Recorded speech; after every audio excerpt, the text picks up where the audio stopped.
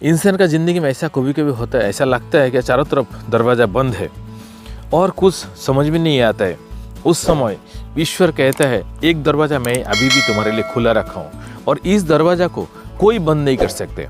किसी का दम नहीं है इस दरवाज़ा को जो बंद कर सके, क्योंकि इस दरवाज़ा मैंने ही खोल के रखा है तुम्हारे लिए, क्योंकि तुम्हारे लिए चारों तरफ 9 दरवाज़ा बंद है। मैंने जिस दरवाज़ा को अभी खुला रखा है आपके लिए, वो दरवाज़ा वो बंद किया हुआ 9 दरवाजे से 100 गुना अच्छा है, बेहतर है। यही एक्चुअली आपको वो दरवाज़ा है कि आपका जो बुरा टाइम चलता है और बुरा टाइम ख़त्म होने जाता है, लेकिन हम समझ नहीं पाते हैं और एक अच्छा टाइम शुरुआत करने के लिए इसी तरह मौका आता है। जब भी 9 दरवाज़ा बंद होता है तो भी ये दरवाज़ा ईश्वर खोल देता है आपके लिए, और ये दरवाज़ा अभी आपका सामने खुला है, लेकिन आप समझ नहीं पा रहे हो। आप सोचते हो क्या ये मेरा दरवाज़ा बंद है, ये दरवाज़ा बंद है, ये दरवाज़ा बंद है, तो शायद मेरे लिए और कोई अपॉर्चुनिटी बचा नहीं हो, या फिर लाइफ सेटल करने के लिए ऐसा कुछ चारा नहीं हो, बचा नहीं और कुछ। मैंने हर चीज़ गवा दिया हूँ, हर चीज़ मैंने खो दिया हूँ और मेरे पास कोई अभी जीने के लिए या फिर आगे बढ़ने के लिए कुछ रास्ता नज़र नहीं आ रहे।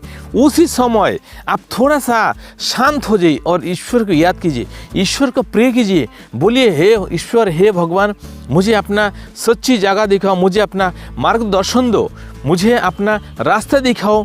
एक्चुअली मैं किस तरह दो, मेरे लिए कौन सा दरवाज़ा खुला है वो मेरे सामने प्रकट कीजिए। इस तरह प्रे कीजिए, करते जाइए, देखिए आपका सामने इस तरह एक अपॉर्चुनिटी आएगा और वो दरवाज़ा जो कभी किसी ने ना बंद कर पाया ना कर पाएगा। यही सच्चे हैं, क्योंकि ईश्वर आपको जन्म दिया है, ईश्वर आपका पिता है जो आपको जन्म देता है, और पिता का जो भी साम्राज्य है, जो भी सफलता है, वो बेटा को मिलता है, पुत्र को मिलता है। आप अगर ऐसा मानते हैं आप ईश्वर का पुत्र है, ईश्वर आपको जन्म दिया है, तो वास्तविकता का हिसाब से देखेंगे तो आपका जो एक्चुअली पिता है, आप जिनका बेटे हो, एक्चुअली में ये देखने के लिए है, ये देखा, ये प्रकृति है, ये प्रकृति का नियम है, किसी से आपको तो पैदा होना पड़ेगा। असल में एक्चुअली में ईश्वर का कर्म में ये सारे मनुष्य उन्हीं का ही संतान है, वो एक माध्यम है, उनका जरिए से आप पैदा हुए हैं, लेकिन सबका पिता एक्चुअली ईश्वर ही है।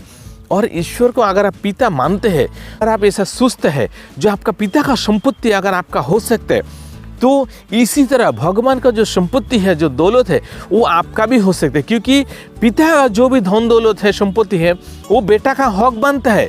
इसी तरह अगर ईश्वर ने आपको जन्म दिया है, अगर आप विश्वास करते हैं ईश्वर ही आपका पिता है और परम पिता है, तो ईश्वर का जो दौलत है वो आपका ज़िंदगी में आ सकता है, आपका जीवन से प्रभावित तो हो सकता है, आपका जीवन का माध्यम से वो विस्तार हो सकता है, वो प्रकट हो सकता है। लेकिन इस बात को आप यकीन मानेंगे, विश्वास करेंगे तो ही ये पॉसिबल है।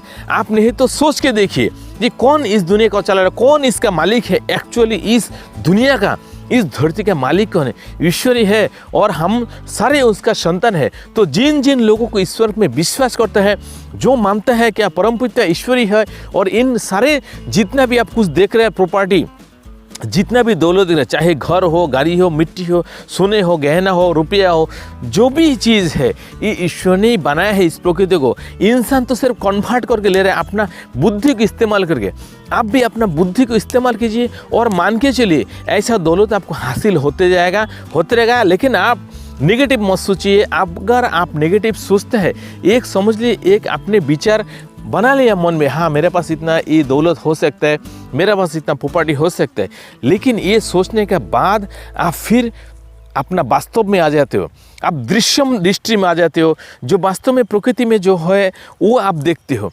ये देखने के बाद फिर आपका मनोबल टूट जाता है और उसके लिए आप फिर से फेल्यूर हो जाते हो। देखिए, जैसे कोई किसान अपना ज़मीन में जो बीज बोता है, वो बोने के बाद दूसरा दिन आके फिर ज़मीन में से खोद के वो बीज को निकाल के देखता नहीं इसमें से पेड़ उगे क्या कि नहीं। इसी तरह इंसान का जीवन में भी अगर आप एक बार सोच लेते हैं आप ये बन पाओगे, अगर आप ये कर पाओगे, ऐसा मन में आप संकट मतलब एक विचार बना लेते हो, तो ये जान लीजिए, आज एक सच्चाई एक जान लीजिए। इस चैनल का थ्रू से मैं आपको बताना चाहता हूँ, ये एक सच्चा है।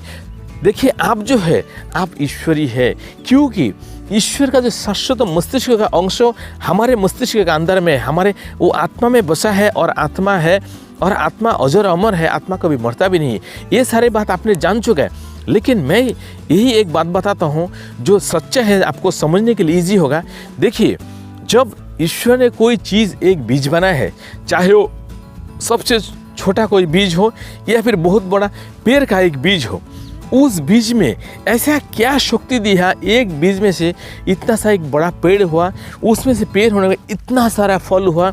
चाहे एप्पल को ही पकड़ लीजिए, चाहे आप कोई सेगुन का ही पकड़ लीजिए, चाहे आप बट वृक्षों का पकड़ लीजिए या फिर राई का पकड़ लीजिए, एक छोटा सा एक बीज, एक तिनका जैसा एक टुकड़ा छोटा सा बीज, इसमें से भी एक बीज होता है, एक बहुत बड़ा पेड़ होता है, उसमें कितना सा फिर राई हो जाता है।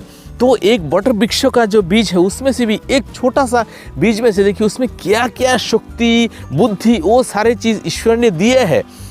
इसी तरह आपने जो एक विचार सोचा है, आपको ये बनना है, मतलब आपको उस वृक्ष को बनना है और फल देना है। आप अगर उस बीज को फिर नष्ट नहीं करते, अगर आप वो सोचते हैं फिर से आप ये नहीं सोचते नहीं ये कैसे पॉसिबल होगा, वो काम नहीं। आपने बीज बो दिया, आप डेली सिर्फ उसको ध्यान रखना है, मतलब को सोचना है हाँ पेड़ हो रहा है, मतलब वो अंकुर हो रहा है और धीरे धीरे वो बड़ा हो रहा है। इस तरह आप सोचते रहेंगे, देखिए एक एक दिन एक एक आपको अपॉर्चुनिटी मिलेगा और उस तरह से आपको राह खुलते जाएगा और उस मौका में पहुंच जाएंगे। अगर आप डाउट करते हैं और अविश्वास करता है, उसी कारण इंसान इस जगह में रुक जाता है और सफल नहीं होता है। एक ही कारण है, सिर्फ विश्वास और अविश्वास।